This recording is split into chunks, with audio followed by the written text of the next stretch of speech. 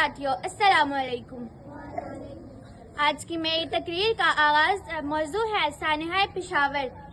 16 दिसंबर 2014 की पाकिस्तान की तारीख का एक इंतहाई दर्दनाक दिन है। इस दिन आर्मी पब्लिक स्कूल पेशावर में नन्हे और मासूम बच्चों को दहशतगर्दी का निशाना बनाया गया। वो बच्चे जो अपनी किताबें, ख्वाब और मुस्तकबिल लेकर स्कूल आए थे, अचानक मौत की आगोश में चले गए। ये वाकया सिर्फ एक स्कूल पर हमला नहीं था, बल्कि तालीम, अमन और इंसानी इक़दार पर एक हमला था।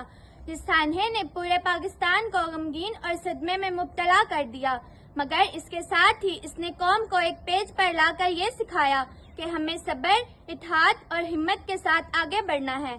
ये मासूम जानें हमें याद दिलाती हैं कि दहशतगर्दी के खौफ में कभी पीछे नहीं हटना चाहिए।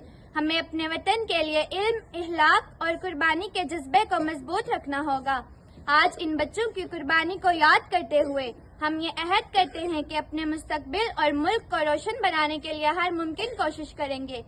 आइए हम सब मिलकर दुआ करें कि अल्लाह ताला हमारे वतन को हर किस्म के शर से महफूज रखे और हमारे दिलों में मोहब्बत, अमन और भाईचारा कायम करे। पाकिस्तान जिंदाबाद।